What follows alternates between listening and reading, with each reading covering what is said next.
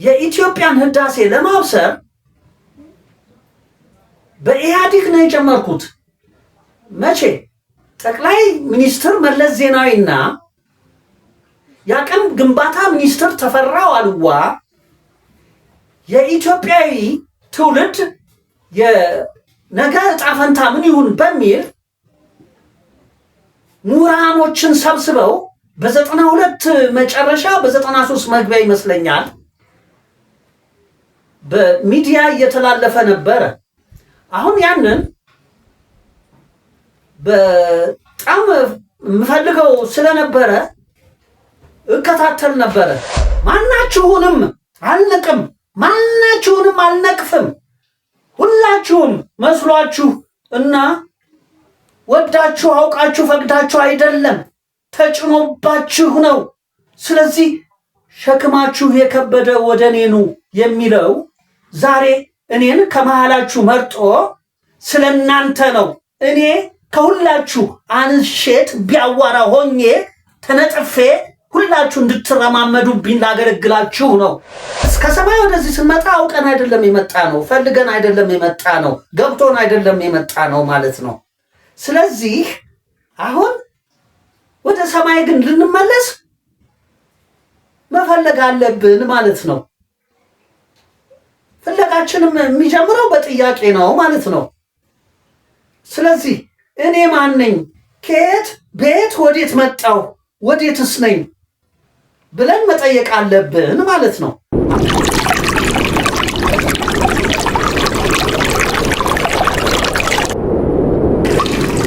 እስኪ ሰው ማን ነው?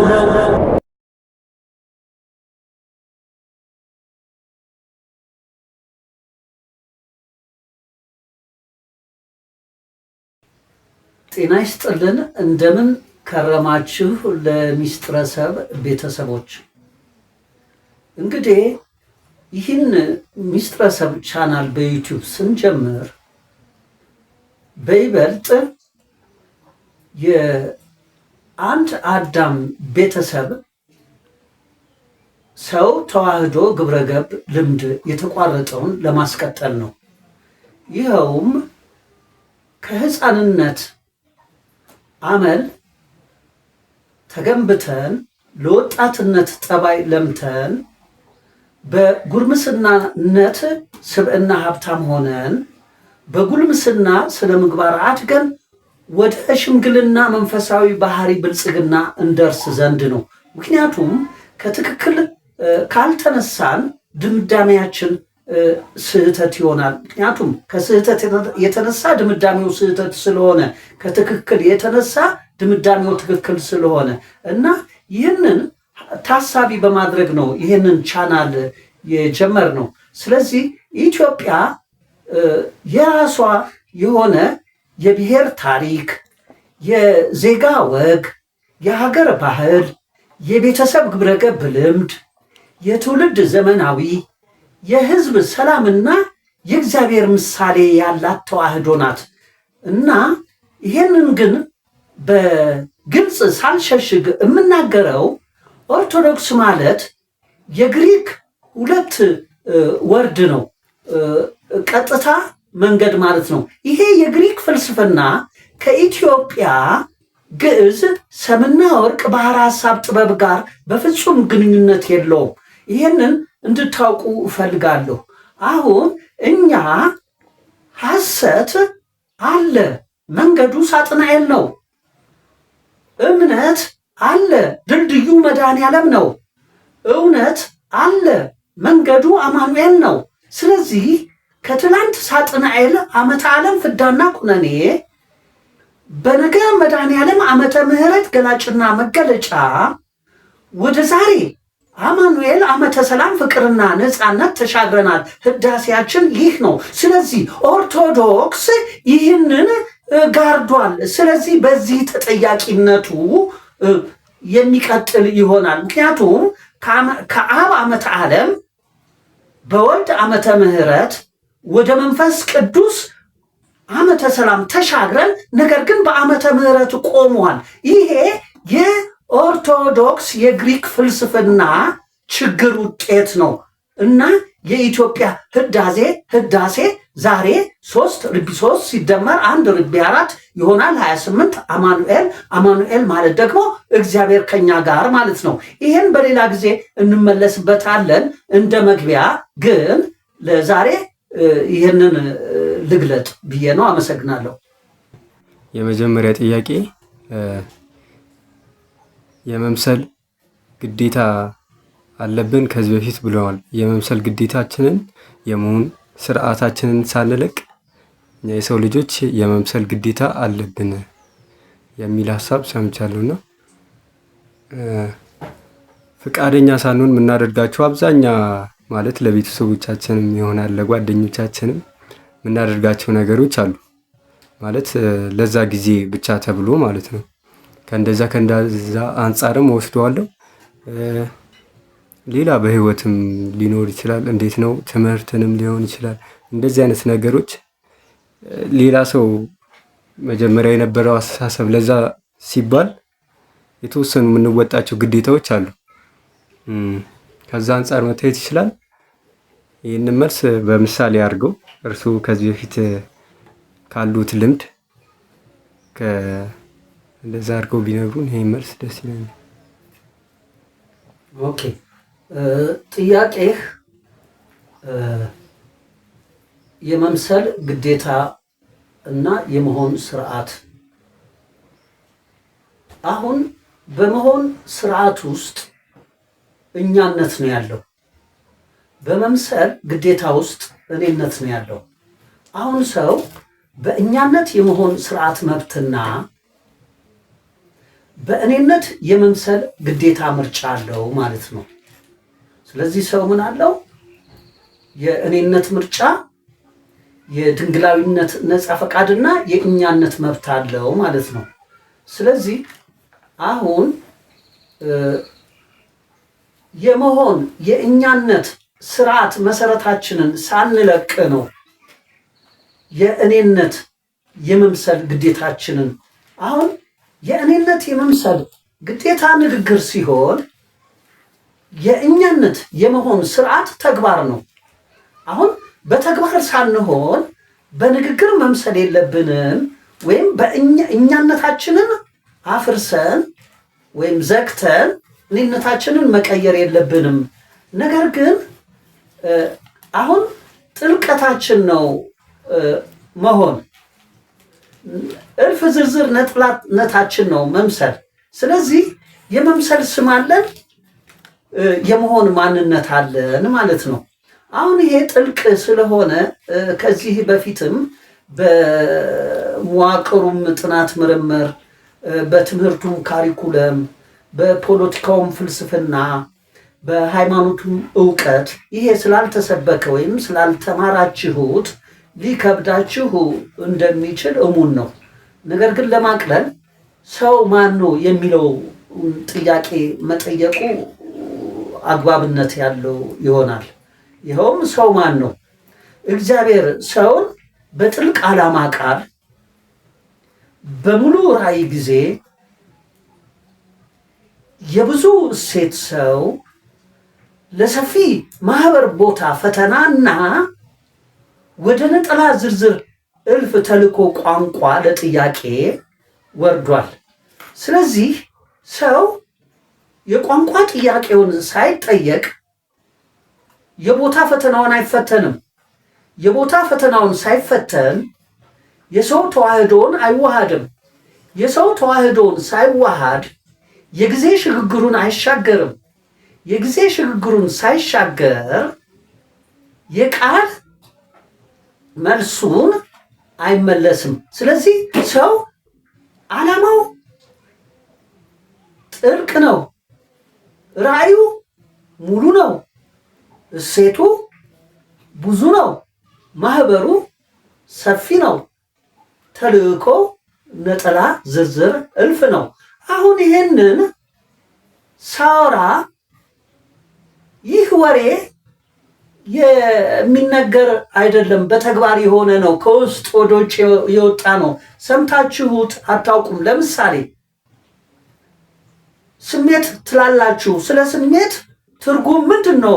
እስኪ የምታውቁት ከስሜታችሁ በላይ መክሊት አለ። ስለ መክሊታችሁ ምንድን ነው የምታውቁት? ከመክሊታችሁ በላይ ምኞት አለ። ስለ ምኞታችሁ ምንድን ነው የምታውቁት? ከምኞታችሁ በላይ ደግሞ ተመስጦ አለ። ስለ ተመስጧችሁ ምንድን ነው የምታውቁት? ከተመስጧችሁ በላይ ተሰጥኦ አለ። ስለ ተሰጧችሁ ምንድን ነው የምታውቁት? ከተሰጧችሁ በላይ ተስፋችሁ አለ። ስለ ተስፋችሁ ምንድን ነው የምታውቁት? ከተስፋችሁ በላይ ደግሞ ከፍተኛ ንቃተ ህሊና አለ። ስለ ከፍተኛ ንቃተ ህሊናችሁ ምንድን ነው የምታውቁት?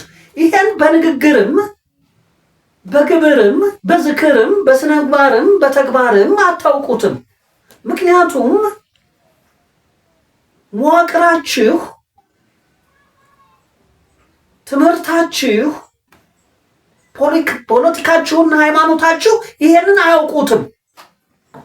ስለዚህ እናንተ ደግሞ በሃይማኖት እውቀት፣ በፖለቲካ ፍልስፍና፣ በትምህርት ካሪኩለም፣ በመዋቅር ውቅር ተጭበርብራችኋል በማይንዳችሁ። ስለዚህ ማንነታችሁን አልፈለጋችሁም። ደመነፍስ ማህበራዊ እንስሳ ናችሁ ተብላችሁ ተቀርጻችኋል። ስለዚህ የተሞላችሁትን ማስተጋባት እንደ በቀቀን እንደ ገደል ማሚቶ እና ይሄ ቁጭት ይዞኝ ነው ይሄንን የምናገረው። ስድብ የሚባል ነገር የለም። እውነቱም ስለተናገርኩ ሰደበን ልትሉ ትችሉ ይሆናል። ኖ እናንተ የአሁንነት ነፃነት አላችሁ። አሁንን ታውቁታላችሁ ሆይ? አሁንን አታውቁትም። አሁን እግዚአብሔር ነው። እግዚአብሔርን ታውቁታላችሁ ሆይ? እግዚአብሔርን ብታውቁት ኦርቶዶክስ፣ ፕሮቴስታንት፣ ካቶሊክ፣ ሙስሊም ወዘተርፈ የትየሌለ ምናምን መፈናከቻ መበጣበጫ ነው ወይ? እግዚአብሔር የፈጠረው አዳምን አይደለም? በሁላችሁም ሃይማኖት ብላችሁ በያዛችሁት በተበረዘው ሁላችሁም ሃይማኖት አንድ እንደሆነ ታወራላችሁ፣ ትናገራላችሁ። ነገር ግን በተግባር የላችሁበትም። እውነት ነው። ፈጣሪ አንድ ስለሆነ ሃይማኖትም አንድ ነው። ፈጣሪ አንድ ስለሆነ ሰብአዊነትም አንድ ነው። ፈጣሪ አንድ ስለሆነ እምነትም አንድ ነው። ፈጣሪ አንድ ስለሆነ እውነትም አንድ ነው። እውነት የፈጣሪ ቃል ነው። እምነት የፈጣሪ ጊዜ ነው። ሰብአዊነት የፈጣሪ ሰው ነው። ሃይማኖት የፈጣሪ ቦታ ነው። ስለዚህ የተሞላችሁትን በማስተጋባት አሁን ተከስተን ወርደን ተጸንሰን ተወልደን ስናድግ የተሞላነውን የምናስተጋባ ሆነናል። ስለዚህ እኛ በእርግጥ ደመነፍስ ማህበራዊ እንስሳና የጀርባ አጥንት ካላቸው እና ከአጥቢ እንስሳ ጋር ተመድበን በባዮሎጂ የምንጠናነን? ማን ነው አጥኛችን? እንግዲያውስ እውነቱን እንናገር። የህይወትን ከርሰ ምድር ውሃዊ ኃይልን፣ የተፈጥሮን ከባቢ አየር ነፋሳዊ ኃይልን፣ የፍጥረትን ሰብአዊ ኃይል፣ የዓለምን መልክዓ ምድር፣ የልሳንን ገጸ ምድር ትምህርቱ በካሪኩለሙ እነዚህን መሰረቶች እነዚህን 5 መደቦች አስተምሮናል ወይ? ለምሳሌ ስለ ፀሐይ 360 ዲግሪ፣ ስለ ጨረቃ 270 ዲግሪ፣ ስለ ኮከብ 180 ዲግሪ፣ ስለ መሬት 90 ዲግሪ፣ ስለ ጨለማ 0 ዲግሪ እናውቃለን ወይ? ምንጫቸውን መሰረታቸውን። እኛ ሰዎች በእግዚአብሔርና በሰይጣን መሃል ነን። ስለ ሰይጣን ምን እናውቃለን? ስለ እግዚአብሔር ምን እናውቃለን? ስለ ሰው ስለ ራሳችንስ ምን እናውቃለን? እያንዳንዳችን በየግላችን ስሜት አለን የሚያሰላን፣ መክሊት አለን የሚጠይቀን፣ ምኞት አለን የሚፈትነን፣ ተመስጦ አለን የሚያዋህደን፣ ተሰጥኦ አለን የሚያሻግረን፣ ተስፋ አለን የሚመልሰን እና ህሊና አለን የሚያነቃና ቅጽበት ፍቅር አሁንን የሚያኖረን። ስለነዚህ ስለኛ ሳናውቅ የተሞላነውን የምናስተጋባ መንጋና ጥቂቱ አውሬ ብዙሃኖቻችን መንጋ ሆነናል። ስለዚህ እሺ እየተባልን የምንታገድ ሆነናል። ቆይ እውነት ለመናገር እግዚአብሔርን ክደን ህዝብን እንዴት ነው የማንዘጋው? ህዝብን ዘግተን ትውልድን እንዴት ነው የማናፈርሰው? ትውልድን አፍርሰን ቤተሰብን እንዴት ነው ማናቋርጠው? ቤተሰብን አቋርጠን ሀገርን እንዴት ነው ማንበርዘው? ሀገርን በርዘን እንዴት ነው ዜጋን ማንቀይረው? ዜጋን ቀይረን እንዴት ነው ብሔርን ማንሰውረው? ብሔርን ሰውረን እንዴት ነው ዘርን ማንጋርደው? ዘርን ጋርደን እንዴት ነው ጎሳን ማናዞረው? ጎሳን አዙረን እንዴት ነው ጎጥን የማናስተው? ጎጥን አስተን እንዴት ነው አህዛብን ማናወሳስበው? አህዛብን አወሳስበን እንዴት ነው ነገድን ማናቦድነው? ነገድን አቦድነን እንዴት ነው መንጋን የማናደነዝዘው? መንጋን አደንዝዘን እንዴት ነው አውሬን የማናሴጥነው? አውሬን አሴጥነን እንዴት ነው የዩኒቨርስ ዓለም አህጉር ሀገር ፊዚካል ቦዲ ማይንድን ሴሎቹን የማንገድለው? ይሄንን ምን እያልኩኝ እንደሆነ እስኪ ሳይንቲስት ነኝ ባይ፣ ፕሮፌሰር ነኝ ባይ፣ ምሁር ነኝ ባይ ይሄን የምናገረውን ለመተቸት ከመሄድ በፊት እያንዳንዳቸውን በቁጥር በስም በመልክ በሰውነት በነፃ ፈቃድ በማንነት በፍቅር ታውቃቸዋለህን? ስለዚህ እባክህን ጠፍተህ አታጥፋ። ሴጣን ወሬ ነው፣ እግዚአብሔር ስራ ነው። ሰው በሁለቱ መሃል ልምድ ነው። ስለዚህ የሰው ልምድ ከሴጣን ወሬ ሆኖ የሴጣን ወሬ አጥፍቶናል። ይሄንን አንካድ። ብንክድ ተጎጂ እንጂ ተጠቃሚ ነን ወይ? ስለዚህ ይሄን ካልካድን ከዚህ ተነስተን ልምዳችን ወደ እግዚአብሔር ስራ ይሆናል ማለት ነው። ስለዚህ በእግዚአብሔር ስራ ከለመድን እነሆ እኔ ይሄንን ፈጽም ያለው ሞዴላችሁ ምሳሌያችሁ አለው ማለት ነው። እና ወደ ጠየቀኝ ጥያቄ ስመለስ መምሰል ማለት አሁን ሁሉም ጠፍቷል ከመምሰልም። ኦኬ አሁን እኔ ደግሞ በሞዴል ሆኜ ነው። ምንጭ ከየት ነው? ኦኬ የሰይጣን ምንጭ ከፈርዖን ነው። የፈርዖን ምንጭ ከሙሴ ነው። የሙሴ ምንጭ ከዳዊት ነው። የዳዊት ምንጭ ከኢየሱስ ነው። የኢየሱስ ምንጭ ከስላሴ ነው። የስላሴ ምንጭ ከእግዚአብሔር ነው። ነገር ግን ሁሉ በእርሱ ሆነ፣ ከሆነውም አንዳች እንኳ ያለ እርሱ አልሆነም። አሁን ሁሉንም ሆኖ እግዚአብሔር ነው። ሁሉንም ደግሞ ክዶ ዘግቶ አፍርሶ አቋርጦ በርዞ ቀይሮ ደግሞ መስሎ ሴጣን ነው። ስለዚህ መምሰል ሳጥናኤል ነው፣ መሆን አማኑኤል ነው ማለት ነው። አማኑኤል ቃል ኪዳን ነው። መድኃኔዓለም ጊዜ ዘመን ነው። ሳጥናኤል ቋንቋ ጣዖት ነው። ይሄንን ሃይማኖተኞች ነን የምትሉ፣ የሃይማኖት አባት ነን የምትሉ፣ ሲኖዶስ ነን የምትሉ እስኪ የአብን ዓመተ ዓለም ፍዳና ኩነኔን ተልእኮ የወልድን ዓመተ ምሕረት ገላጭና መገለጫን ራእይ የመንፈስ ቅዱስን ዓመተ ሰላም ፍቅርና ነፃነት ዓላማን እስኪ አስተንትኑልን። ለምን ከትላንት ጀርባ ዓመተ ዓለም በነገ ፊት በነገ ድንግል ፊት ዓመተ ምሕረት ገላጭና መገለጫ ወደ ዛሬ ቀኝ ዓመተ ሰላም ፍቅርና ነፃነት ተሻግረን ለምን ዓመተ ምሕረት ላይ ቆማችሁ? ይሄ አያጋልጣችሁም ወይ?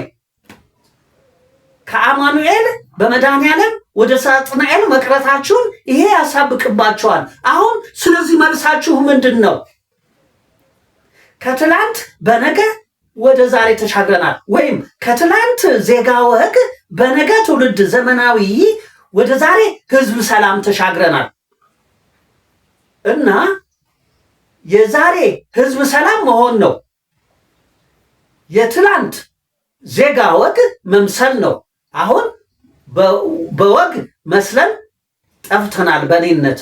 ነገር ግን ህዳሴያችን ወደ ዛሬ ህዝብ ሰላም ወደ መሆን እንመለስ። ስለዚህ መምሰል ግዴታችን ነው። ማስመሰል ህጋችን ነው። ማመሳሰል ሚዛናችን ነው። ድንግል ጸጋችን ነው እና መሆን ስርዓታችን ነው። ይሄ ነው መልሱ። በጣም አመሰግናለሁ። ሁለተኛው ጥያቄ ውሃ ተግባር ላይ ያለ ሰው ንግግር እሳት ሊነካው አይችልም። እኔ ተግባር ላይ ሆኜ ሰው የፈለገውን ቢል ስድብም የሚባል ነገር የለም ብለው የገለጹታልና እንዴት ነው ከውጭ ያለው ነገር ንግግር ለሚጎዳቸው ሰዎች ማለት ነው፣ ግን የሆኑ ሰዎች ለእነሱ ምን አይነት ምክር መስጠት ይቻላል? በጣም ጥሩ። ሰው ሰውን አይመክርም፣ ስህተት ነው። ሰው እግዚአብሔር አዳልቶ ፈጥሮናል ወይ?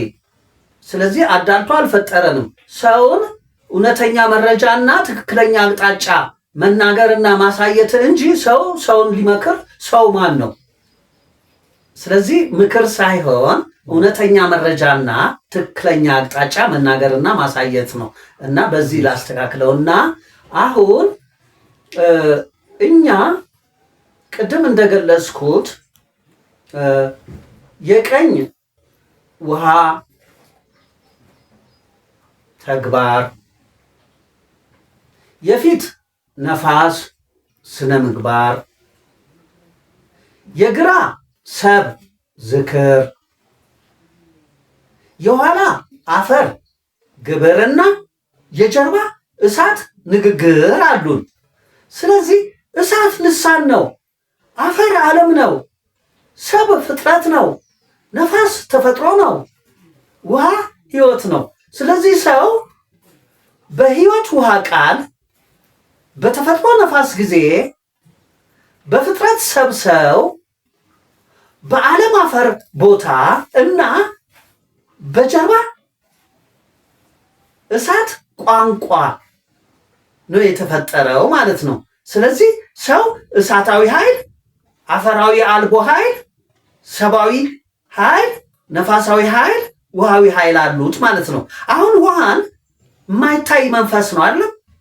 የማይታየውን መንፈስ በውሃ፣ የማይታየውን ነፍስ በነፋስ፣ የማይታየውን ሰው በሰብ አዳምን ማለት ነው፣ የማይታየውን ስጋ በአፈር፣ የማይታየውን ቁስ በእሳት እንወስዳለን። ስለዚህ ሰው ቁሳዊ አመል፣ ስጋዊ ጠባይ፣ ሰብአዊ ስብዕና፣ ነፍሳዊ ስነ ምግባርና መንፈሳዊ ባህሪ ያሉት ማለት ነው።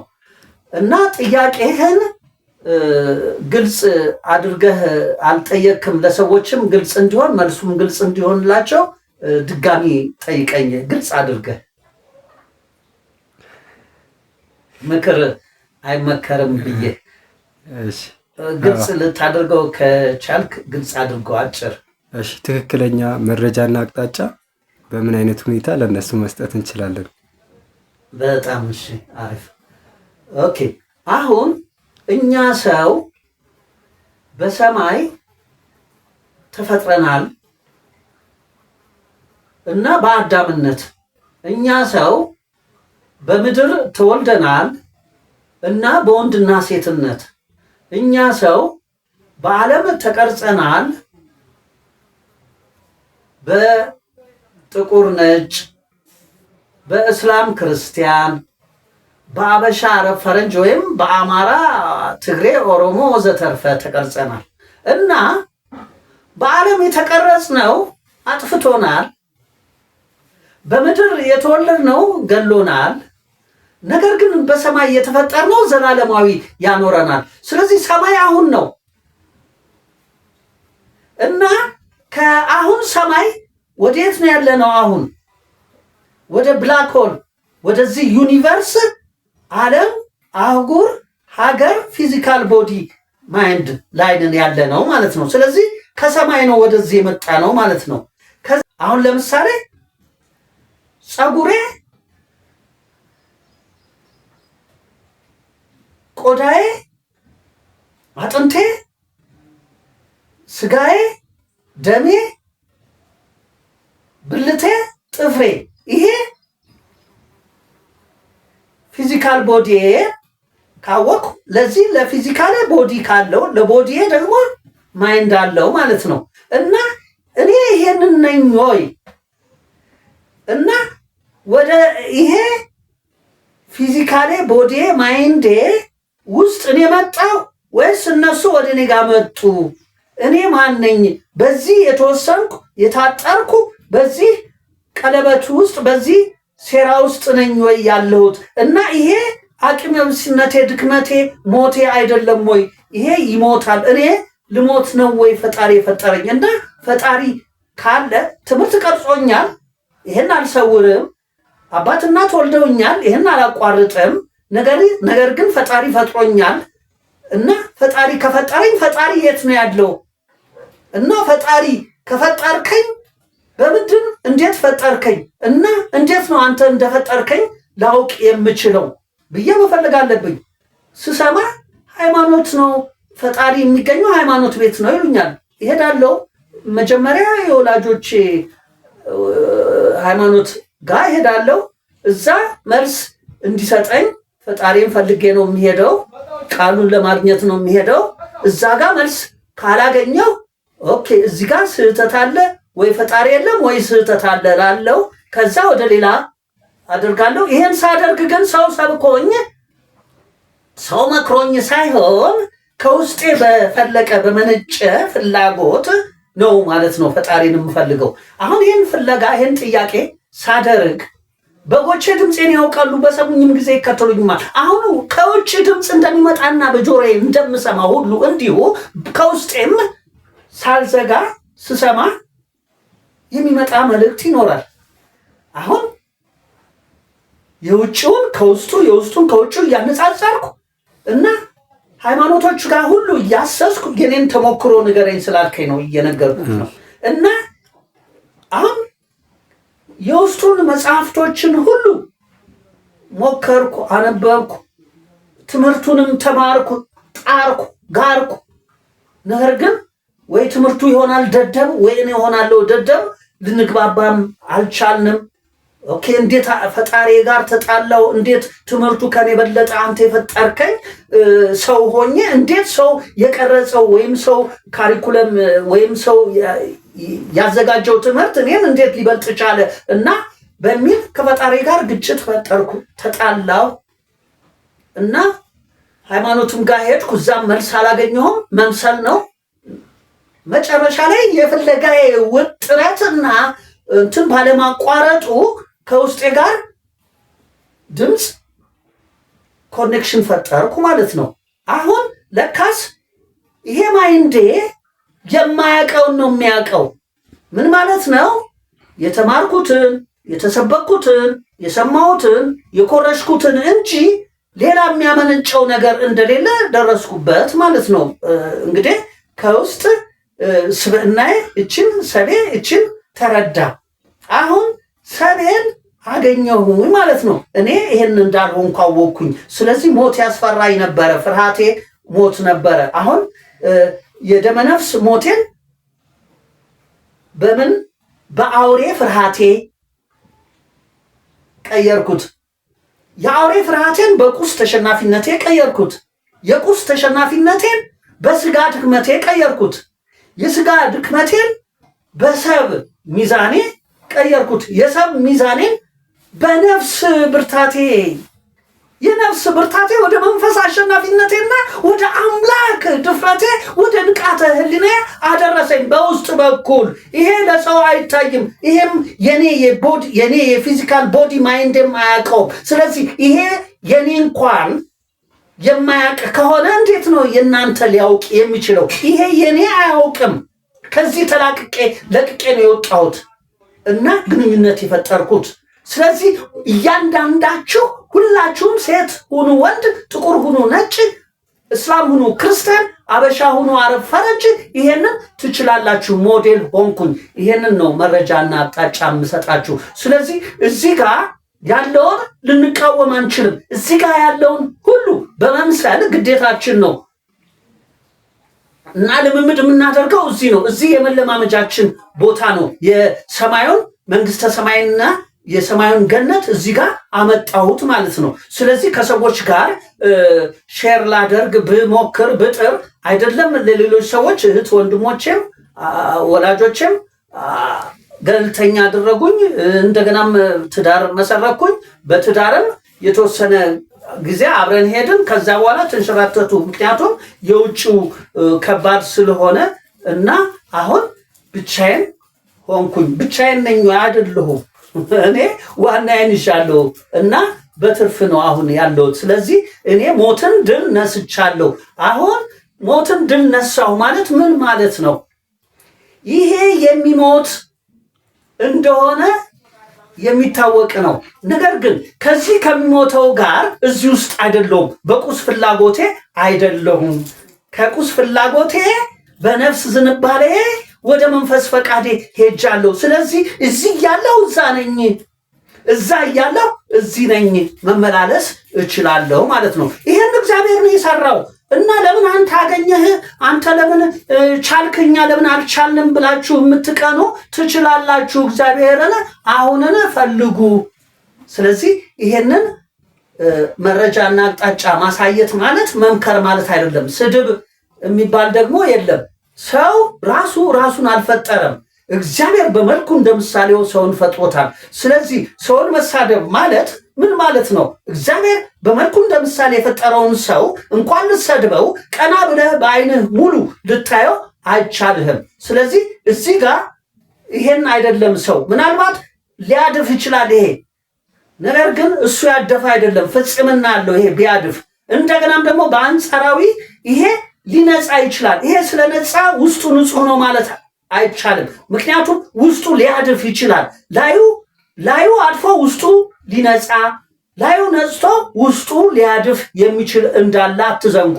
ነገር ግን እግዚአብሔር ላያችንም ውጫችንም ውስጣችንም ንጹህ እንዲሆን አድርጎ በቃሉ ነው የፈጠረን። ስለዚህ ቃሉ ጥበብ ነው፣ ጥበቡ ሐሳብ ነው እና ወደዛ ሐሳባዊነት እንመለስ። ይሄ ነው እውነቱ። እሺ፣ ቀጣዩ ፌስቡክ ላይ ገብረ ማርያም ማሞ በሚለው አካውንት ከለቀቁት አንድ ጽሑፍ አነባለሁ። ያለፈን ፍትህ ለቆ የነበረን ግዴታን ለቆ የረጋ ሕግን ለቆ የሚተካካ ሚዛንን ለቆ በድንግል ያለ ጸጋን ለቆ የሚኖር ስርዓትን ለቀን የአሁንነት ነፃነት ፍቅር ቅጽበትን እንኖራለን። የሚገርም ነው። አንተ የምትመርጣቸው እጅግ በጣም በጣም ወሳኝ የሆኑ መሰረታዊ ነገሮች ነው። ትክክል ነው። በቅርቡ የተለቀቀ ነው። አሁን በዚህ አጋጣሚ ይሄ ያልከውን አሁን ፍትህ ዝቅታችን ነው፣ ግዴታ ጀርባችን ነው፣ ሕግ ኋላችን ነው፣ ሚዛን ግራችን ነው፣ ጸጋ ፊታችን ነው፣ ስርዓት ቀኛችን ነው እና ነፃነት ከፍታችን ነው። እና እነዚህ 7 መሰረቶች ናቸው የሰው የአዳም የተቀባ ህይወት ሰው መሰረት። ስለዚህ ሰው መመላለስ ይችላል ማለት ነው። ከከፍታው ነፃነት ወደ ዝቅታው ፍትህ መውረድ ይችላል። ከዝቅታው ፍትህ ደግሞ ወደ ከፍታው ነፃነት መሄድ ይችላል። ከፍታው ልብ በል አሁን ነው። ቀኙ የሚኖር ነው። ፊቱ በድንግል ያለ ነው። ግራው የሚተካካ ነው። ኋላው የረጋ ነው። ጀርባው የነበረ ነው እና ዝቅታው ያለፈ የመጀመሪያ መነሻው ነው ማለት ነው። ስለዚህ ሰው ምን አለው? የመጀመሪያ መነሻ ታሪክ አለው፣ የጀርባ ወግ አለው፣ የኋላ ባህል አለው፣ የግራ ግብረገብ ልምድ አለው፣ የፊት ዘመናዊ አለው፣ የቀኝ ሰላም አለው እና የመጨረሻ መድረሻ የከፍታ ምሳሌ አለው ማለት ነው። የከፍታው ምሳሌ እግዚአብሔር ነው። የቀኙ ሰላም ሥላሴ ነው። የድንግል ፊቱ ዘመናዊ ኢየሱስ ነው። የግራው ግብረ ገብ ልምድ ዳዊት ነው። የኋላው ባህል ሙሴ ነው። የጀርባው ወግ ፈርዖን ነው። የዝቅታ የመጀመሪያ መነሻው የሰይጣን ብሔር ታሪክ ነው ማለት ነው። ስለዚህ ሰው የብሔር ታሪኩን ሳይሰውር፣ የዜጋ ወጉን ሳይቀይር፣ የሀገር ባህሉን ሳይበርዝ፣ የቤተሰብ ግብረገብ ልምዱን ሳያቋርጥ፣ የትውልድ ዘመናዊውን ሳያፈርስ የሕዝቡን ሰላም ሳይዘጋ ወደ እግዚአብሔር በምሳሌው ይኖራል ማለት ነው። ምሳሌውን ያልኖረ ታሪኩን አይጽፍም። ስለዚህ እግዚአብሔር ያልነውን አምላክ፣ ሥላሴ ያልነውን መንፈስ፣ ኢየሱስ ያልነውን ነፍስ፣ ዳዊት ያልነውን ሰብ፣ ሙሴ ያልነውን ሥጋ፣ ፈርዖን ያልነውን ቁስ እና ሴጣን ያልነውን አውሬ እንላለን። የእነዚህ 7 መሰረቶች ተዋህዶ ያገናዘበ ደግሞ የምድር ዘር ደመነፍስ እንለዋለን። ስለዚህ ሰው በሰማይ አምላክም አለው በምድርም ደመነፍስ አለው ማለት ነው። የሰማይ አምላኩ እግዚአብሔር ሲሆን የምድር ደመነፍሱ ዘር ነው ማለት ነው። ስለዚህ የዘር መዋቅርና የእግዚአብሔር ፍቅር አለው ሰው ማለት ነው። አሁን ይሄን በኢትዮጵያ አልፋና ኦሜጋ ግዕዝ ሰምና ወርቅ ባህረ ሐሳብ ጥበብ ለሀገር በቀል አልቦ ስነ አእምሮ እውቀት በማመንጨት በማፍለቅ እኔ ኢትዮጵያዊው ሊቀ ጠበብትና ሳይንቲስት ገብረ ማርያም ማሞ ይሄን ለማለማመድ ወይም ይሄንን ለማስረጽ ስከታተል ያኔ እኔ ኢትዮጵያ እጅግ ነቢይ የሆኑ ከፍ ያሉ ጠቢብ የሆኑ የጠለቁ ሊቀ ሊቃውንት የሆኑ የሞሉ ባለሙያ የሆኑ የበዙ አዋቂ የሆኑ የሰፉና ፈላስማ የሆኑ አሏት ብዬ እኔ በጫት በሲጋራ በመጠጥ ስር ስልከሰከስ ስልፈሰፈስ ነበረ። በራሴ ድክመት፣ በስጋዬ ድክመት፣ በቁሴ ተሸናፊነት፣ በአውሬ ፍርሃትና በደመነፍሴ ሙት ነበርኩኝ። ደግነቱ እድሜ ለጠቅላይ ሚኒስትር መለስ ዜናዊና ለአቅም ግንባታ ሚኒስትር ተፈራ ዋልዋ ያኔ እንድመለከት ለካስ ያልኩት የገመትኩት የተሳሳተ እንደሆነ ሁሉም የነበሩት ታላላቆቼ በኢሃፓ በምን ለካስ በሴራ አልቀው እኛ ጭንጋፎች ብቻ እንደቀረን ተረዳሁኝ። ወዲያው ራሴን ኮነንኩኝ። ሰዎችን አይደለም፣ ሁሉም ለኪሳቸው ለስማቸው፣ ስለ ደሞዝ፣ ስለ ጥቅማ ጥቅም፣ ስለ ህዝብ ሰላም፣ ስለ ትውልድ ዘመናዊ፣ ስለ ቤተሰብ ግብረ ገብ፣ ስለ ሀገር ባህል፣ ስለ ዜጋ ወግ አንድ ተጨንቆ አስቦ የተናገረ አንድ ሰው አጣው። በእርግጥ በወቅቱ ከነዛ ሁሉ 2 የተሻለ ድምፅ የነበራቸውን አግኝቻለሁና በእነሱ ተጽናናው። ራሴን ላይ ፈረድኩ፣ ወቀስኩ። ወዲያው ነው ሲጋራ፣ ጫት፣ መጠጥ አይደለም ከቤቴ ውጪ ምግብ፣ ውሃ አልጠጣም ብዬ ወሰንኩኝና ከዛ ነው የተመለስኩትኝ። ለካስ ኢትዮጵያ አላት ምላት የለም። እኔ ደግሞ አብርታልኝ እመብርሃን በተስፋ ይሄን ሁሉ ጥበብ ይዤ ወደ መቃብር ይዤ ልወርድ ነው። እኔ ነኝ ጥፋተኛ፣ ማንም ጥፋተኛ አይደለም ብዬ ራሴ ላይ ወንጀለኛ እኔን አድርጌ ከዛ በኋላ ነው የጀመርኩት ማለት ነው ይሄንን እንትን። ስለዚህ ይሄን ግብረ ገብ ከዛ ጊዜ ጀምሮ ነው። እነሱንም ስጠይቅ ለካስ ለፖለቲካ ፍጆታ ነው። ጆሮ ነፈጉኝ። እኔ የሳይንስና ቴክኖሎጂ ፎርሙላና ቀመር ግኝት ባለቤት ነኝ። ከኢትዮጵያ ግዕዝ ሰምና ወርቅ ባህረ ሐሳብ ጥበብ ውስጥ የሳይንስን ፎርሙላ የቴክኖሎጂን ቀመር አግኝቼ አውጥቻለሁ ብዬ ሳይንስና ቴክኖሎጂ ምናልባት ውጭ ሀገር ቢሰደዱና ቢሄዱም በዛ ሰዓት ከ8 ዓመት በኋላ ጁነዲን ሰዶም የሚባሉ የሳይንስና ቴክኖሎጂ ሚኒስቴር ነበሩ። ከ8 ዓመት በኋላ ነው የነበሩት። ሶማሌ ተራ ከሄደ በኋላ ሳይንስና ቴክኖሎጂ እዛ በጣም ሰለቸኝ ታከተኝና ሄድኩኝ። በአጋጣሚ ለካስ ቢሮአቸው ነበሩ። እኔ 7ኛ ፎቅ ላይ ነበረ እንትኔ ዶክሜንቴ እና እዛ ነበር የሄድኩት። የእሳቸው ደግሞ 8ኛ ፎቅ ላይ ነበሩ። እኔ ከዚህ ከ7ኛ ፎቅ ተከስክሼ ራሴን አጠፋለሁ። ነገር ግን ይሄ የሚገባና የሚሆን አይደለም፣ ጥሩም አይደለም። ምክንያቱም ወይ የቢዝነስ ማይንድን ተጠቅሜ ልጆቼን በሚገባ አልያዝኩም፣ ከልጆቼም አልሆንኩም እና ጨካኝ አባት ሆንኩኝ። ሰው አለ ብዬ ሀገር ትዳን ብዬ ሰው አለ ብዬ እና ሁለመናዬን ቢዝነሴንም ሁለመናዬንም ለዚህ ዋጋ ሰጥቼ ወደዚህ መጣሁኝ ብዬ በጣም እየጮኩኝ ስናገር ለካስ ጁነዲን ሳዶም ነበሩ። አሁን ሊሰሙ ይችላሉ፣ ይመሰክራሉ። መጡ። እኔ የተናገርኩትን እያንዳንዱን እየሰሙ ነበር፣ መነጽር አድርገው እና እየሰሙኝ ነበር። በኋላ አወቅኩኝ እና ይህን ሁሉ እኔ ኢትዮጵያ ጥበብ እያላት ለምንድን ነው ከውጭ የምንኮርጀው? አይ የእርሶ እሳቸው አይደሉም እዛ ነው ያሉኝ። የእርሶ ፍልስፍና አይሰራም እኛ ጋር። ከ200 ዓመት በፊት የዓለም ሕዝብ ተስማምቶ አጨብጭቦ ያጸደቀው የሳይንስ እንትን እዚህ ጋር አለ። ይሄን ስትሉ አታፍሩም ወይ አልኳቸው። እንዴት በ200 ዓመት ያለውን ህይወት ቅጽበት አይደለችም ወይ? እውነት አሁን አይደለም ወይ? ዛሬ አይደለም ወይ? እንዴት በኋላ ቀር? እናንተስ መርጣችሁ ነው ትውልዱን። እንዴት ነው እንደ ኩሬ ውሃ የረጋ አዲስ ህይወት ሁልጊዜ አዲስ ነው እና ኋላ ቀር ሆናችሁ እናንተ ለሆዳችሁ ብላችሁ ነው ብዬ በጣም ተናገርኩኝ። በኋላ ፖሊሶች ከታች መጡ።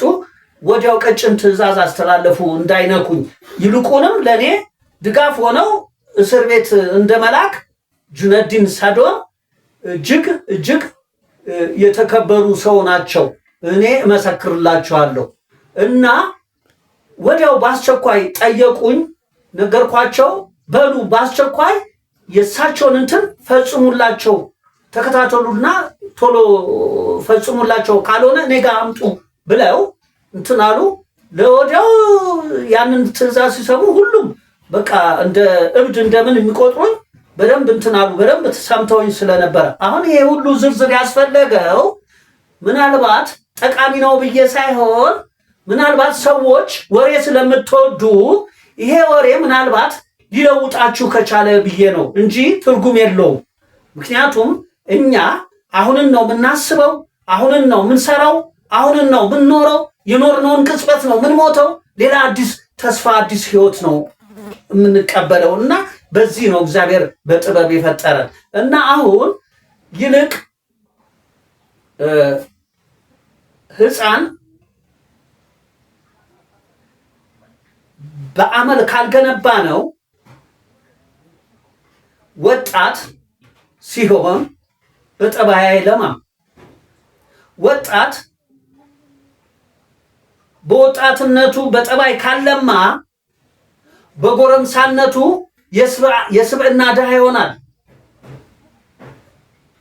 ጎረምሳ በስብዕናው ሀብታም ካልሆነ በጉልምስናው ስነ ምግባር ይጎድላል። በጉልምስናው ስነ ምግባር የጎደለ በሽምግልናው ባህሪ ይዘጋና ብልሹ አስተዳደር ይፈጠራል። ይሄ ነው ሆኖ ያለው። ስለዚህ ህፃን ላይ እንስራ። ህፃን ላይ ለመስራት ደግሞ የኢትዮጵያ ግዕዝ፣ ሰምና ወርቅ፣ ባህረ ሐሳብ፣ ጥበብ ያስፈልገናል። አሁን በቀጥታ ለዶክተር አብይ የኢትዮጵያን ማንነት አጉልተን ከዓለም በላይ እናደርጋለን የምትል ከሆንክ ዶክተር አብይ በቀጥታ እነግርሃለሁ፣ ያንተ የመደመር ፍልስፍና ጥሩ ሆኖ ሳለ ነገር ግን የሚበልጠው ያንተ የመደመር ፍልስፍና ሳይሆን የሚበልጠው ለዓለም ሁሉ የሚጠቅመው የኢትዮጵያ አልፋና ኦሜጋ ግዕዝ፣ ሰምና ወርቅ፣ ባህረ ሐሳብ፣ ጥበብ ነው። ማሳያ ክህደት ብልሹ አስተዳደርን ፈጥሯል። ብልሹ አስተዳደር የሥነ ምግባር ጉድለትን ፈጥሯል። የሥነ ምግባር ጉድለት ድህነትን ፈጥሯል። ድህነት ችግርን ፈጥሯል። ችግር ጥፋትን ፈጥሯል። ጥፋት ወንጀልን ፈጥሯል። ወንጀል ጦርነትን ፈጥሯል። ስለዚህ ይሄ ነው ማሳያው እና ጦርነት የዘር ነው። ወንጀል የብሔር ነው። ጥፋት የዜጋ ነው። ችግር የሀገር ነው። ድህነት የቤተሰብ ነው። የስነ ምግባር ጉድለት የትውልድ ነው። ብልሹ አስተዳደር የህዝብ ነው። የተካደው እግዚአብሔር ነው። ስለዚህ ይሄን የሰሩት ፈሪሃ እግዚአብሔር ሰውን አጥፍተው ነው። እና እኛ ስለ ትላንት ምን አገባን? እምንከሳቸው ለምን አባቶቻችን አይደሉምን? ጥፋት ያጥፉ አልፈዋል። በጎ ይስሩ አልፈዋል። በጎ የሰሩትን አሻሽለን ጥፋት የሰሩትን እንደገና አርመን ዛሬ እኛ ልጆቻቸው በተግባር መቀየር ሲገባን ለምንድን ነው ትላንትን የምናነሳው? ለምንድን ነው ትላንትን የምንከሰው? ዛሬ ከትላንትም ዜጋ ከነገም ትውልድ የዛሬ ህዝብ አይበልጥምን? የዛሬ ህዝብ እኮ ተግባር ነው። የነገ ትውልድ እኮ ስነ ምግባር ነው። የትላንት ዜጋ እኮ ወግ ነው። ከትላንት ወግ ዓመተ ዓለም ፍዳና ኩነኔ በነገ ትውልድ ስነ ምግባር ዓመተ ምህረት ገላጭና መገለጫ ወደ ዛሬ ህዝብ ተግባር ዓመተ ሰላም ፍቅርና ነፃነት ተሻግረናል። ስለዚህ እኛ በትላንት ፍልስፍና አንጠፋም፣ በነገ ቴክኖሎጂም አንጎድልም። በዛሬ ሳይንስ ግን ዓለምን ልንመራ እንችላለን። ዓለም እኮ የሳይንስ ፎርሙላ የቴክኖሎጂ ቀመር የለውም። አሜሪካን በሉ አውሮፓውያን በሉ ማንም የሳይንስ ፎርሙላ የቴክኖሎጂ ቀመር ያለው የለም።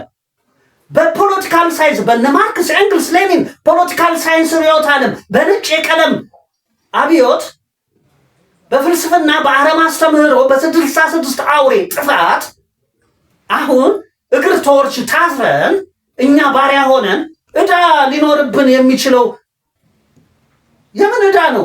እግዚአብሔር እኮ ነው የፈጠረን። እግዚአብሔር ሲፈጥረን የከርሰ ምድር ብልጽግናን፣ የከባቢ አየር እድገትን፣ የፍጥረት ሀብትን፣ የመልክዓ ምድር ልማትን፣ የገጸ ምድር ግንባታን ሰጥቶን እኮ ነው የፈጠረን በጥበብ። ስለዚህ ጥበባችን ምንድን ነው? ማሰብ። ስለዚህ ማሰብ ሲገባን እየኮረጅን እናንት ሁላችሁም የኮረጃችሁ አትኮርጁ። እግዚአብሔር በንቃተ ህሊና በሚያስብ ልቦና በሚያስተውል ምግባር በሚያሰላስል አንጎል በሚያስታውስ አልቦ አእምሮ በሚያነበንብ አንደበት በሚያሰላ ስሜት በሚመረምር ጭንቅላት በሚያጠና ናላ በሚሰለጥን ምናብ በሚነቃቃ አውታር ቅል አናት ዋስ ነው የተፈጠራችሁት። ይሄም ፊዚካል ቦዲ ማይንዳችሁ ሴሎችም በእግዚአብሔር የእግዚአብሔር ናቸው እና ትምህርት ምንም አልሰጣችሁም። እግዚአብሔር የሰጣችሁን አቋረጠባችሁ እና ስለዚህ አሁን እኛ ሰዎች ማወቅ የሚገባንን ባለማወቃችን መኖር የሚገባንን እየኖርን አይደለንም። ይሄን ብላክ ሆል የበለጠ ጨለማ አድርገነዋል። ሲኦል እሳት፣ ገሃነም እሳት፣ ሲኦል ጨለማ አድርገነዋል። እባካችሁን ይሄንን ወደ መንግስተ ሰማይና ወደ ገነት የምንቀይርበት የግዕዝ ሰምና ወርቅ ባህረ ሐሳብ ጥበብ አለን እና የኒውክሌር ጦር መሳሪያ ጡንቻ የምትመካበት የምትተማመንበት አንተ ሙት። የዶላር ብር ኃይል የምትመካበት አንተ ሙት።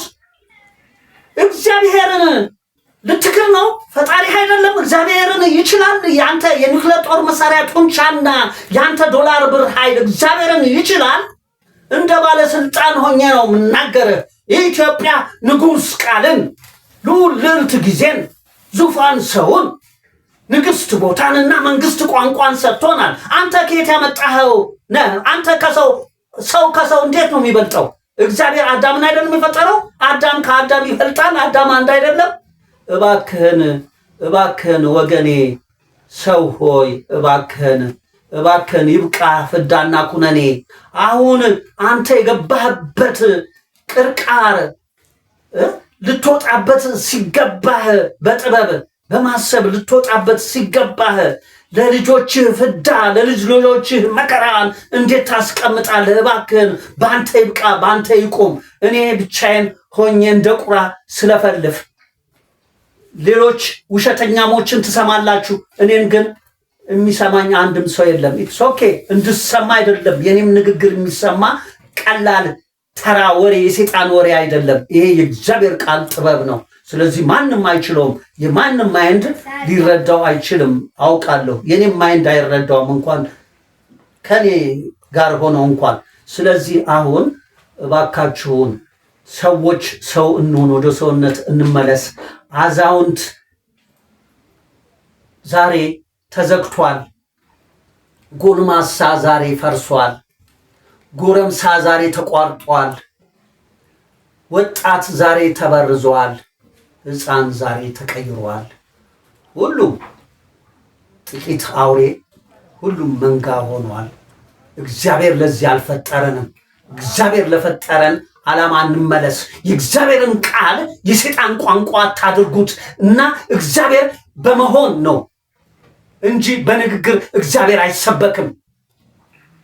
ስለመሆኑ ሙስሊም ሆይ፣ ክርስቲያን ሆይ ስለ ቁርአን ቃል ወይም ስለ ግዕዝ ቃል፣ ስለ ኢንጅል ጊዜ፣ ስለ ወንጌል ጊዜ፣ ስለ ዘቡር ሰው፣ ስለ መዝሙር ሰው፣ ስለ ተውራት ቦታ፣ ስለ ኦሪት ቦታ፣ ስለ ጣዖት ቋንቋ፣ ስለ ግዑዝ ቋንቋ፣ ስለ ሰይጣን፣ ስለ እግዚአብሔር ወይም ስለ አላህ የምታውቁት ነገር አለ? ስለዚህ እስላም ማለት ሃይማኖት አይደለም። እስላም ማለት እውነት ሰማያዊ ቃል ነው። ስለዚህ ሙስሊም ማለት ደግሞ የአረብ ቋንቋ ነው። እስላም ማለት የአላህ ቃል ሰማያዊ ቃል ነው እና ቁርአን ነው። ስለ ቁርአን ነው ኢንጂል ያለው። ቁርአን ስርዓት ነው፣ ኢንጂል ጸጋ ነው። ስለ ኢንጂል ነው ዘቡር ያለው። ዘቡር ሚዛን ነው። ስለ ዘቡር ነው ተውራት ያለው። ተውራት ሕግ ነው። ስለ ተውራት ነው ጣዖት ያለው። ጣዖት ግዴታ ነው። ስለ ጣዖት ነው ሸይጣን ያለው። ሸይጣን ፍትህ ነው። ስለዚህ አላህ ነፃነት ነው። በተመሳሳዩ ግዕዝ ያለው ግዕዝ ስርዓት ሆኖ ወንጌል ያለው ስለ ግዕዝ ነው። ወንጌል ጸጋ ነው። ግዕዝ ስርዓት ነው። ወንጌል ጸጋ ነው። መዝሙር ያለው ስለ ወንጌል ነው። መዝሙር ሚዛን ነው። ኦሪት ያለው ስለ መዝሙር ነው። ኦሪት ሕግ ነው። ግዑዝ ያለው ስለ ኦሪት ነው። ግዑዝ ግዴታ ነው። ግዑዝ ያለው ስለ ሰይጣን ነው። ሰይጣን ፍትህ ነው። እግዚአብሔር ደግሞ ነፃነት ነው። በጣም የተሳሳተ አቅጣጫ ነው ያላችሁት። ሁሉም ተሳስተዋል። የእግዚአብሔር ክብር ጎሏቸዋል። የእግዚአብሔርን የምናገኘው ከእግዚአብሔር ነው። እግዚአብሔር ደግሞ ቃል ነው። የሰይጣንን የምናገኘው ከሰይጣን ነው። ሰይጣን ደግሞ ቋንቋ ነው። ስለ ሰይጣን ቋንቋ ጣዖትና ስለ እግዚአብሔር ቃል ኪዳን እንደማታውቁ ላሳያችሁ። እናንተ ሃይማኖተኛ ነኝ ባዮች ይውላችሁ። ሳጥናኤል ቋንቋ ጣዖት ዓመተ ዓለም ፍዳና ኩነኔ ነው። መድኃኔ ዓለም ጊዜ ዘመን ዓመተ ምሕረት ገላጭና መገለጫ ነው። አማኑኤል ቃል ኪዳን፣ ዓመተ ሰላም ፍቅርና ነፃነት ነው። ይሄን ከእግዚአብሔር ወይም ከመብርሃን ካልሆነ በስተቀር ልታውቁት አትችሉም። ምን ማለት ነው? አምላክ አለን፣ መንፈስ አለን፣ ነፍስ አለን፣ ሰብነን፣ ስጋ አለን፣ ቁስ አለን፣ አውሬ አለን፣ ደመነፍስ አለን። ደመነፍስ ሞቱን፣ አውሬ ፍርሃቱን፣ ቁስ ተሸናፊነቱን፣ ስጋ ድክመቱን የምናውቀው እኛ ሰብ በነፍስ ብርታት፣ በመንፈስ አሸናፊነትና በአምላክ ድፍረት ነው። ስለዚህ የሚጣረስ ነገር የለውም። 7 ሰማይን በቃል ኪዳን፣ 7 ምድርን በጊዜ ዘመን፣ 7 ተክለ ቁመናን በሰው በተቀባ ሕይወት፣ 7 ቁስ አካልን በቦታ ስፍራ እና እስከ 5 መሬት በቋንቋ ጣዖት የምታስተነትንልን ኢትዮጵያ ሚስጥረ ሥላሴ ሰማያዊ እንጂ እዚህ እነንቶኔ ሴረኞች በካርታ የሳሏት አይደለችም። ቢሆንም በዚህም ሆኖ እኛ እድለኞች ነን። ምክንያቱም ኢትዮጵያ ሰማያዊ ብትሆንም የአሜሪካዊ ምናምናዊ የሚባል የሁሉም አበሻዊ፣ አረባዊ፣ ፈረንጃዊ፣ አማራ፣ ኦሮሞ፣ ትግሬ የሚባል የለም። ማንነት ሰው ካለ ከጠፋን በመቀረጽ ኦኬ ምርጫ አለን እንችላለን። ማንንም ሊያስገድድ ሊያግባባ አያስፈልግም። ሰው የሳጥናኤል ምርጫ አለው፣ የመድኃኒዓለም ነፃ ፈቃድ አለው፣ የአማኑኤል መብት አለው። አማኑኤል እውነት ነው፣ መድኃኒዓለም እምነት ነው፣ ሳጥናኤል ሐሰት ፖለቲካ ነው። ስለዚህ ሳጥናኤልን ለምትመርጡ መንገድ አላችሁ፣ የሞት መንገድ። ነገር ግን ከሱ ለማለፍ ከፈለጋችሁ የመድኃኒዓለም የእምነት ድልድይ አለ። በሱ ተሻግራችሁ ወደ አማኑኤል ወደ ህይወት መንገድ ትመጣላችሁ። ከቋንቋ ሳትጠየቁ አይደለም። ቋንቋ ይጠይቃችኋል፣ ተጠየቁ፣ መክሊት ነው። ቦታ ይፈትናችኋል፣ ተፈተኑ፣ ምኞት ነው። ሰው ያዋህዳችኋል፣ ተዋህዱ፣ ተመስጦ ነው። ጊዜ ያሻግራችኋል፣ ተሻገሩ፣ ተሰጦ ነው። ቃል ይመልሳችኋል፣ ተመለሱ፣ ተስፋ ነው። ያለ ተስፋ ህይወት፣ ያለ ህይወት ተስፋ የለም። ስለዚህ በዚህ ዛሬ አንድ ዋና መሰረታዊ ነገር ልናገር። አውሬውን እስከ 14 ትውልደ ኢትዮጵያዊነት ጸጋ እስኪ 14 ጠቅላይ ግዛቶች ነበሩ በጃንሆይ ጊዜ እኛ ህፃኑን ስንማር። አሁን ክልል ምናምን የምትሉ እና እንደፈለጋችሁ በቃ ለፖለቲካ ቁማራችሁ ስትሉ ትቆምራላችሁ። ማ ላይ ነው የምትቆምሩት? ልጆቻችሁ ላይ እኮ ነው፣ ራሳችሁ ላይ፣ ወገናችሁ ላይ እኮ ነው። እባካችሁን ሰው ሁኑ። ሞትን ልትሞቱ እግዚአብሔር አይፈቅድም። ምክንያቱም ለዘላለም ነው እግዚአብሔር የፈጠራችሁ። እርግጥ ብትክዱ ተጠቃሚ አይደላችሁም። እግዚአብሔርን ካዳችሁ ማለት የሴጣን ሆናችሁ ማለት ነው። የሴጣን ብትሆኑ ትጠፋላችሁ፣ ታጠፋላችሁም። የእግዚአብሔር ብትሆኑ ትድናላችሁ፣ ታድናላችሁም። እና አውሬን አሰልጥነው አክሱምን ሰወሩ። ነገድን መንጋን አደንዝዘው ጽዮናዊነትን ቀየሩ። ነገድን አቦድነው አይሁዳዊነትን በረዙ። አሕዛብን አወሳስበው እስራኤላዊነትን አቋረጡ። ጎጥን አስተው ወይም ቄሳር ገንዘቡን አስተው ኢትዮጵያዊነትን አፈረሱ። ጎሳን አዙረው ኢትዮጵያ ግዕዝ፣ ሰምና ወርቅ፣ ባህረ ሐሳብ፣ ጥበብ፣ ሚስጥረ ሥላሴን ዘጉ እና ዘርን ጋርደው እመብርሃንን አምላክ ፍቅር የሰራዊት ጌታ እግዚአብሔርን ካዱ። ስለዚህ አሁን እነሱ በቀደዱት ቀዳዳ ወይም እነሱ ባበጁልን ቦይ ነው እየፈሰስን ያለ ነው እና ትላንት ሞቷል። ከሞተው ትላንት ጋር ለምን እንሞታለን? እና በኋላ ቀር እኮ ነው ያለ ነው። እግዚአብሔር ዛሬ አሁን ነው። ስለዚህ እግዚአብሔር ዛሬ አሁን ከሆነ ዛሬ አሁን ከእግዚአብሔር ጋር ያለ ማን አለ? ማንም የለም። እኔ አለው። ስለዚህ ሞዴላችሁ ነኝ እና ይሄንን ነው እያልኳችሁ ያለሁት። ይሄ ከየት አምጥቶ ነው ይሄን እስካሁን የምናገረውን? ይሄ ከየት አምጥቶ ነው የሚናገረው? ባልወጣና ባላመጣ ኖሮ።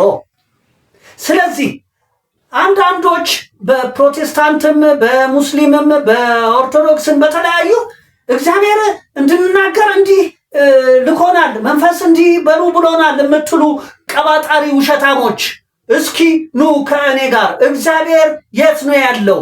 በእኔ በአንተ በአንቺ በሁላችንም ንቃተ ህሊና ነው ያለው። ለአንተ ብቻ የሚናገር ነው ወይ እግዚአብሔር? እና አንተ ራስን አግኝተሃል ወይ? ከየት በየት ወዴት መጥተህ የት ነው ያለኸው? ይህን የማታውቅ ለሆድህ ስትል ለስምህ ስትል ለምንድን ነው ውሸት የምትዋሸው? ራስህን እኮ ነው የምታታልለው። አንተን እኮ ሴጣን በስሜት ሆኖ ይታዘብሃል፣ እግዚአብሔር ደግሞ በህሊና ሆኖ ይወቅሰሃል። አንተ ሰው እባክህን እግዚአብሔርን ፍራ፣ እውነትን አፍቅር፣ እምነትን እመን፣ ሰብአዊነትን ውደድ፣ ሃይማኖትን አክበር። በሐሰት ፖለቲካ አትሸነፍ፣ አትመራ። በትምህርት አትደፈር፣ አትገዛ። በመዋቅር ባሪያ አትሁን እና እባክህን እግዚአብሔር ነፃነትን ይሰጥሃል፣ በጸጋም በልጅነት ይሞልሃል። አትዋሽ። ውሸት ለሚመጡት ትውልድ መከራ አሳር ማብዛት ነው። እባክህን ንቃ።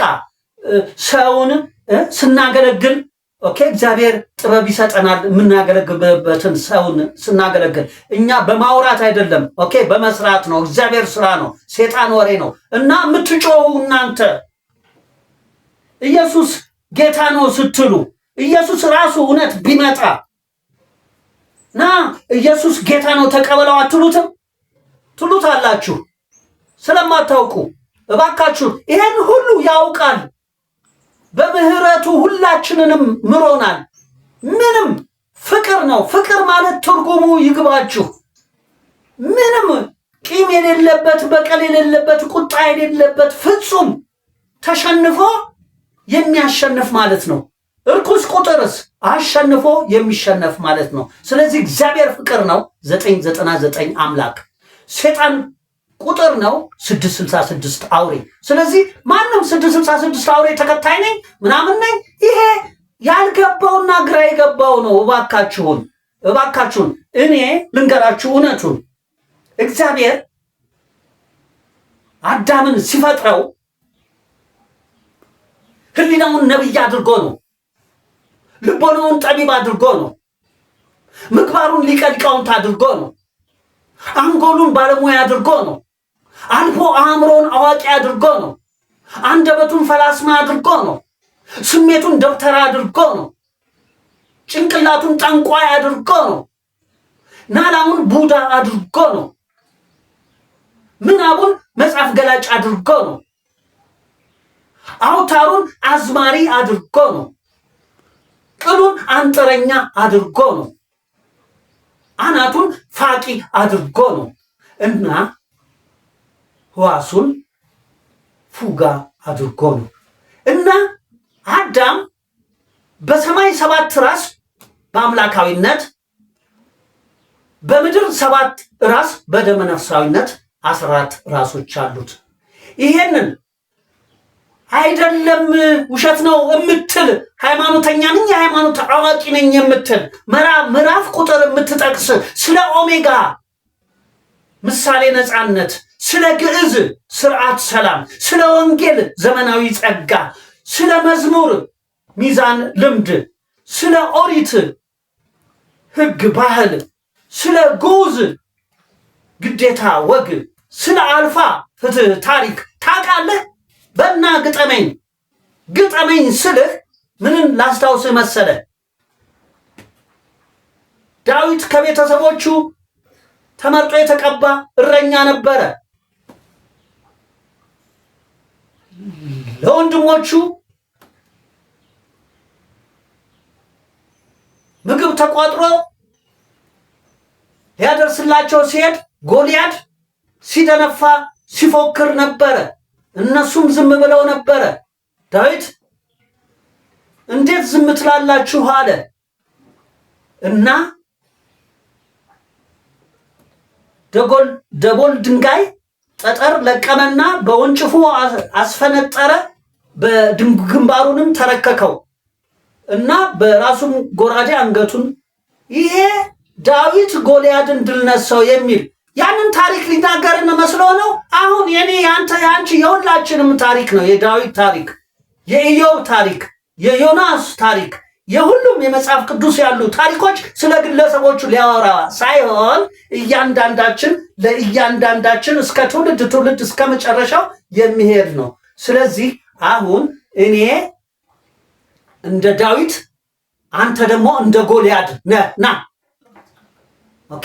ዳዊት ጎልያድን ድል የነሳው የእግዚአብሔርን መንገድ የሚከተል ስለነበረ ያ ደግሞ 40 ክንድ 40 ወርድ ነሐስ ምን የታጠቀ ነበረ። ይሄ አሁን እኔና እናንተ የምትገጥሙኝ ጋር ምሳሌ ነው። አሁን እስኪ ምክንያቱም ቋንቋ ጣዖት ሞተ፣ አከተመ፣ ጊዜ ዘመኑ ሞልቶ ቃል ኪዳኑ ይፈጸም ዘንድ ዳዊት ጎልያድን ድል ነሳው የሚለውን እስኪ አሁን አሜሪካዊ ሳይንቲስት፣ አውሮፓዊ ሳይንቲስት ወይም አበሻዊ፣ አረባዊ፣ ፈረንጃዊ ሳይንቲስት ነን ፕሮፌሰር ነን የምትሉ እስኪ የእግዚአብሔርን ቃል ጥበብ ትችላላችሁ? የእግዚአብሔርን እውነት ትችላላችሁ? እስኪ ኑ እናንተም ሃይማኖተኛ ነን የምትሉ እባካችሁን፣ ማናችሁንም አልንቅም፣ ማናችሁንም አልነቅፍም። ሁላችሁም መስሏችሁ እና ወዳችሁ አውቃችሁ ፈቅዳችሁ አይደለም፣ ተጭኖባችሁ ነው። ስለዚህ ሸክማችሁ የከበደ ወደ እኔ ኑ የሚለው ዛሬ እኔን ከመሃላችሁ መርጦ ስለ እናንተ ነው። እኔ ከሁላችሁ አንሼት ቢያዋራ ሆኜ ተነጥፌ ሁላችሁ እንድትረማመዱብኝ ላገለግላችሁ ነው። በሐዋርያቶችን እግር አጥቦ በምሳሌ እንዳሳየው ማንንም የምነቅፍ አይደለሁም። እግዚአብሔር በመልኩ እንደ ምሳሌ ፈጥሯቸዋል። እናንተ ጎዳና ተዳዳሪዎች ሆይ ማነው አንደኛው ሀብታም የሚባለው ኤሎን መስክ እና እዚህ ጋር ጎዳና ተዳዳሪ ከውሻ ጋር ገንዳ ተሻምተ የምትበላ ለእኔ ልዩነት የለህም። ያ በብር እንደዛ ሆነ፣ አንተም ብር በማጣት እሱ ብር መባንጀት ነው። ልዩነት የላችሁም። የሰው ስራ ነው ይህንን የፈጠረው፣ እግዚአብሔር እንዲህ አልሰራም። ስለዚህ በብር ሀብታም ድሃ ነን አትበሉ። ሰው ሀብታም ነው፣ ያለ ሰው ሀብታም የለም። እንግዲያውስ ልንገራችሁ፣ ቃል ብልጽግናችን ነው፣ ጊዜ እድገታችን ነው፣ ሰው ሀብታችን ነው፣ ቦታ ልማታችን ነው፣ ቋንቋ ግንባታችን ነው። እንዲህ አድርጎ የሥራው ጌታ እግዚአብሔር ፍቅር ሰርቷል እና ብር ስላለኝ ሀብታም እና የሌላቸውን ልራገጥ እኔ ያልገባኝ ግራ የገባኝ ሆኜ ወንድሜን ስራገጥ እግዚአብሔርን እንደመካድ አይታይም። ስለዚህ ያላችሁም የሌላችሁም የተማራችሁም ያልተማራችሁም ምንም ልዩነት የላችሁም፣ አዳም ናችሁ። ስለዚህ ለሁላችሁ በአንድ ምርጫ፣ በእኩል ነፃ ፈቃድ፣ በጋራ መብት ላገለግላችሁ እነሆ ከእግራችሁ በታች ሆኜ ራሴን ለእግዚአብሔር ተሰጥቼ በፍቅር አንሻችሁ አገለግላችኋለሁ። ይሄን ስላደለኝ እግዚአብሔር ይመስገን። ኢትዮጵያ በግዕዝ ሰምና ወርቅ ጥበቧ እንጂ ታላቅነቷ በምስጢረ ሥላሴነቷ እንጂ ከ7 ሰማይ ቀስተ ደመና እስከ 33 በመሬት አባይ ሰንደቅ ዓላማ ኢትዮጵያ ሰውን ልታድን እጆቿን ወደ እግዚአብሔር ትዘረጋለች ዳዊት። ስለዚህ ዳዊት ሰው ነው፣ ኢየሱስ ጊዜ ነው፣ ሥላሴ ቃል ነው፣ ፈርዖን ቋንቋ ነው፣ ሙሴ ቦታ ነው። ይሄንን እናውቅ ዘንድ እኛ አበው ጥሩ ሰርተው ጥሩ የሰሩት ምንድን ነው? እግዚአብሔርን ፈሩ ማለት ነው። ጥሩ መስራት እግዚአብሔርን መፍራት ነው። እግዚአብሔርን ስንፈራ ጥበብ አለን። ጥበብ ሲኖረን ክህሎት አለን። ክህሎት ሲኖረን ሙያ አለን። ሙያ ሲኖረን እውቀት አለን። እውቀት ሲኖረን ፍልስፍና አለን። ፍልስፍና ሲኖረን ትምህርት አለን። በኢኮኖሚ ትምህርታችን ምንድን ነው? የፊደል ሰራዊት ሆሄያት ቁጥር የመጀመሪያ መነሻ አልፋ ታሪክ የአክሱም ስልጣኔ ነው። ይሄንን አክሱም የምንለው እዚህ ጋር እያልኩኝ አይደለም። አሁን ልብ በሉ። እመብርሃን ከላሊበላ ጋር፣ ኢትዮጵያ ከባቢሎን ጋር፣ ኢትዮጵያዊነት ከቄሳር ጋር፣ እስራኤላዊነት ከአህዛብ ጋር፣ አይሁዳዊነት ከነገድ ጋር፣ ጽዮናዊነት ከመንጋ ጋር እና አክሱም ከአውሬ ጋር። ይሄንንም በስፋት በዝርዝር ማወቅ ለምትፈልጉ በዚህ ቻናል በጥያቄ መልክ በአስተያየትም በምንም እግዚአብሔርን ልናርም እንችላለን ወይ? እኔ የተሰጠኝን በምንድን ነው ማሳያችሁ መሰላችሁ? በቅዱስ ውስጥ ባለው ቀዳሽ፣ በቀዳሽ ውስጥ ባለው አስቀዳሽ፣ በአስቀዳሽ ውስጥ ባለው ተቀዳሽ፣ በተቀዳሽ ውስጥ ባለው አልቦ፣ በአልቦ ውስጥ ባለው አርካሽ፣ በአርካሽ ውስጥ ባለው እርኩስ። እነዚህን 7 መሰረቶችን መሰረት አድርጌ ነው። ስለዚህ እግዚአብሔር ቅዱስ ነው፣ ሥላሴ ቀዳሽ ነው፣ ኢየሱስ አስቀዳሽ ነው፣ ዳዊቶ ተቀዳሽ ነው፣ ሙሴ አልቦ ነው። ታቦት ማለት ነው አልቦ፣ የቃሉ ማደሪያ። ሙሴ አልቦ ነው፣ ፈርዖን አርካሽ ነው፣ ሴጣን እርኩስ ነው። ይህንን መሰረት አድርጌ ነው። ስለዚህ እነዚህን ሁሉ ማለት እግዚአብሔር ነው። እግዚአብሔር ሁሉንም ሆኖ ነው። ስለዚህ ሁሉ በእርሱ ሆነ፣ ከሆነውም አንዳች እንኳ ያለ እርሱ አልሆነም። ስለዚህ ወደ እውነት ተመለሱ፣ እግዚአብሔርን በመፍራት። እግዚአብሔርን ያልፈራ እውነትን አያይም። እውነትን ያላየ እምነትን አይተነፍስም። እምነትን ያልተነፈሰ ሰብአዊነትን አይዳስስም። ሰብአዊነትን ያልዳሰሰ ሃይማኖትን አይሰማም።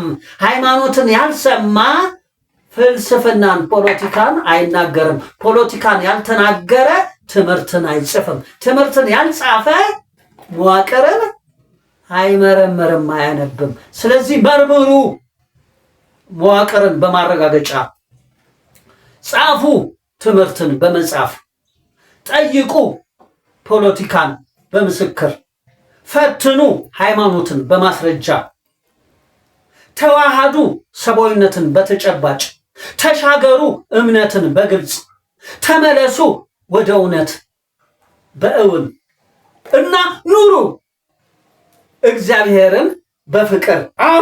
አሁንን አስብ፣ አሁንን ስራ፣ አሁንን ኑር።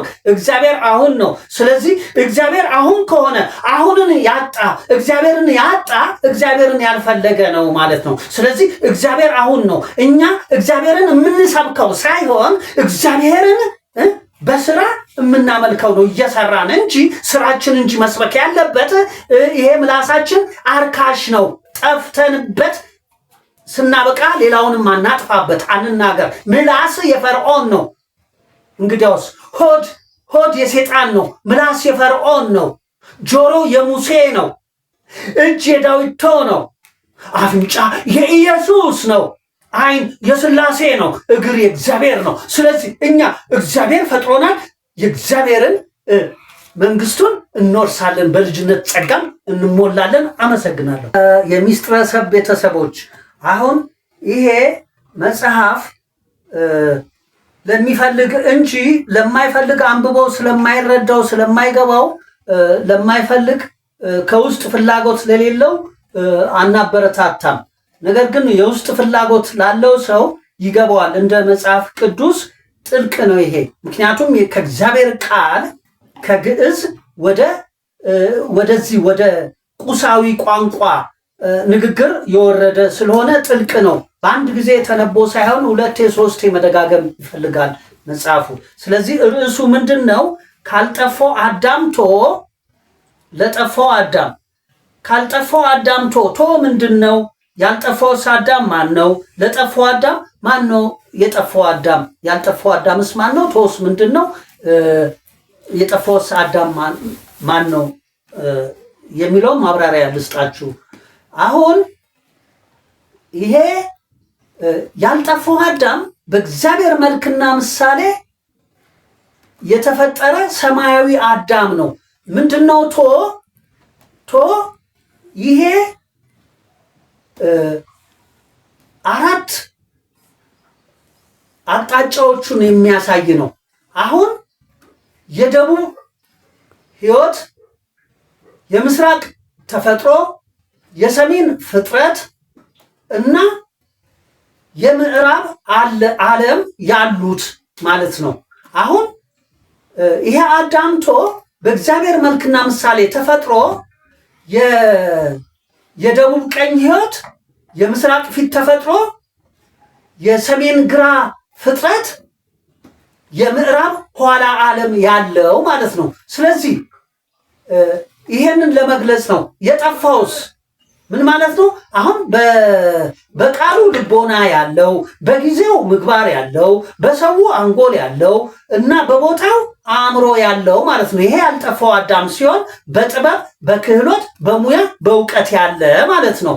የጠፋውስ በምድር ደመነፍስ ወይም በአባትና በእናት ሩካቤ ስጋ ሕግ የተወለደ ወንድ ሴት ማለት ነው የጠፋው አዳም። ያልጠፋው አዳም በሰማይ የተፈጠረ በእግዚአብሔር መልክና ምሳሌ የተፈጠረ በሰማይ አዳም ማለት ነው። ያልጠፋው ቶ ያልነው ያ ነው። የጠፋው ደግሞ በምድር ደመነፍስ ዘር በአባትና በእናት ሩካቤ ስጋ ሕግ የተወለደ ወንድና ሴት ማለት ነው። ስለዚህ ከዛ ከጥበቡና ከክህሎቱ ከሙያው ከእውቀቱ ወደዚህ ወደ ጠፋው ወደ ተወለደ ወደ ሞተና ወደ ተቀረጸ ወደ ተጠፋው ሰው ከዛ የመጣ መልእክት እና አሁን የኔን ምሳሌ ለማድረግ የተዘጋጀ ነው ማለት ነው። እና በተለይ ደግሞ ስለ ሕሊና ነፃነት፣ ስለ ተስፋ ስርዓት፣ ስለ ተሰጦ ጸጋ፣ ስለ ተመስጦ ሚዛን፣ ስለ ምኞት ሕግ፣ ስለ መክሊት ግዴታና ስለ ስሜት ፍትህ የሚያለማምድ እና የግብረ ገብ ልምድ ነው።